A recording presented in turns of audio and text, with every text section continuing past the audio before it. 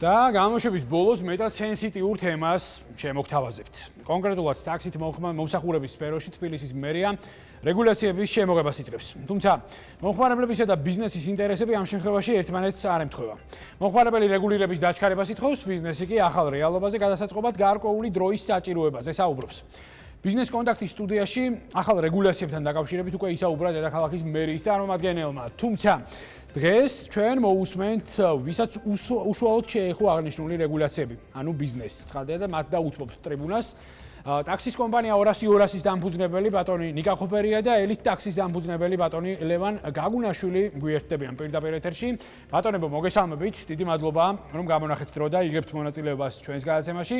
ლევან, დავიწყოთ თქვენით. კონკრეტულად ჩვენ არაერთ გზის მოვისმინეთ მერიის განცხადება, ასევე იმ პირების განცხადება, რომლებიც კონკრეტული ინიციატივით გამოდიან ზოგადად სატაქსო მომსახურების სფეროში რეგულაციების შემოღებასთან დაკავშირებით. როგორ უყურებთ უშუალოდ თქვენ და თქვენი კომპანია მოსალოდნელ და დაგეგმილ რეგულაციებს სფეროში? გისმენთ? პირველ რიგში ლიცენზირებასთან დაკავშირებით ეს ერთი მხრივ კარგია, მეორე მხრივ ცუდია, იმიტომ რომ ლიცენზირება როცა დაიწყება, თავის და თავად მგზავრს გაუზრდება ტარიფი. ტარიფი რომ გაუზრდება, ავტომატურად უკვე ამდენი მგზავრიც არ გვეყოლება და ასევე მაგის გარდა კიდევ მეორე მხრივ მესმის, ანუ აბსოლუტურად ეს გააძვირებს მომსახურებას თალსახად და შესაბამისად ამ შემთხვევაში მგზავრთა ნაკადიც კონკრეტულად ტაქსების მიმართულებით შემცირდება. ეს არის თქვენი განცხადება?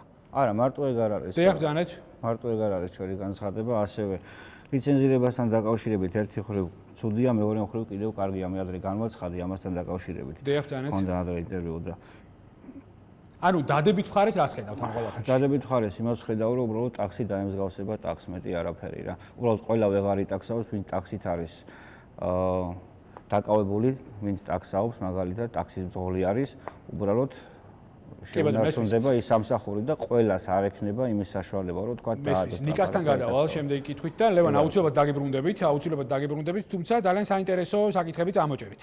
პირველი საკითხი ეს არის, ზოგადად ბაზრის ველური სტრუქტურა, იმიტომ რომ არ არსებობს იგივე ციფრი, ზუსტი სტატისტიკა თუ რამდენი ტაქსია დედაქალაქში და ასე შემდეგ. თუმცა შეუიარაღებელი თვალითაც ძალიან კარგად ჩანს, რომ ეს ციფრი არის კოლოსალური. რამდენ სჭირდება ამ შემთხვევაში ტექნიკური გამართულობა, ეს კიდე სხვა სასაუბრო თემაა, თუმცა ამ შემთხვევაში გაძვირებული კომპონენტი მგზავრთა მომსახურების. ნიკა, ის საფრთხეები, რაზეც ისაუბრა ამ შემთხვევაში ლევანმა, რამდენად ეთანხმებით თქვენს და რამდენად არის ეს საფრთხე და შეგვიძლია თუ არა ამ შემთხვევაში მოუძებნოთ გარკვეულწილად ოქროს შუალედი, იმიტომ რომ პრობლემაზე ყველანი ვთანხმდებით, თუმცა შესაძლო გართულებებზეც ასევე ყველანი ვთანხმდებით. აი, სად არის რეალურად გამოსავალი, ნიკა, გისმენთ? გამარჯობა, მოგესალმებით. ჩემი აზრით, რომ გამოსავალი უნდა თვითონ ბაზარმა უნდა დაარეგულიროს. აი, როგორ წარმოგიდგენიათ ბაზრის მხრიდან? ბაზრის ბუნებრივად რეგულირებაშია ეს, იმიტომ რომ ჩვენ დღესდღეობით ვერ ვხედავთ ისეთ მანქანებს, რომელიც გვყავდა 2 წლის წინ. 2 წლის წინ მაგალითად უფრო ცუდი პარკი იყო ბევრად და შესაბამისად ეხლა უფრო ბევრად განახლებული არის. საქმე ისაა, რომ თან რეალობა ესეთია, რომ 21 საუკუნეში შემოვიდა ახალი ტექნოლოგიები, რომლის მიხედვითაც ხდება უკვე ტაქსის გამოძახებას, გზავრობაც და იმ ხალხს, რომელსაც თქვათ რაღაცა შემოსავალი ეს წყარო ან აკლია, არ აქვს, არიან საჯარო მოხელეები, ან სხვა საქმიანობით დაკავებული პირები, რომლებიც სამსახურის შემდგომ რაღაც 2-3 საათი წაიმუშავებენ და რაღაცა ხო, ნუ ეს ზოგადი სტრუქტურაა, ნიკა. ხო, და არის უკვე რაღაცა შემოსავლის წყარო მათთვის და ეს შემოსავლის წყაროები, თუ კი მხოლოდ იმაზე იქნება საუბარი, რომ უნდა იყოს ბრენდირებული მანქანა, იმ ხალხს დაეკარგება ეს შემოსავლის წყარო. დანარჩენი ახლა რა გითხრათ, რომ კი ბატონო, თუმცა ამ შემთხვევაში მე გავაჟღერებ ორ ძირითად მიმართულებას და ორივე თქვენგანთან მექნება ეს კითხვა, ჯერ დავიწყოთ ბატონი ლევანით. რეალურად განცხადება ამ შემთხვევაში კონცეფციურად ჩამოყალიბებული არ არის, რამდენადაც ჩემთვის ცნობილია, რადგანაც ჯერჯერობით მიმდინარეობს მუშაობა. აქ მე მგონი არ არის საუბარი ბრენდირებულ ავტომობილებზე, აქ უბრალოდ იქნება საუბარი შედარებით ახალ ავტომობილებზე და ასე შემდეგ. ეს როგორ იქნება კონცეფციურად, ამაზე უფრო დეტალურად ცხადია მერია ისაუბრებს, თუმცა აი თქვენ როგორ წარმოგიდგენიათ?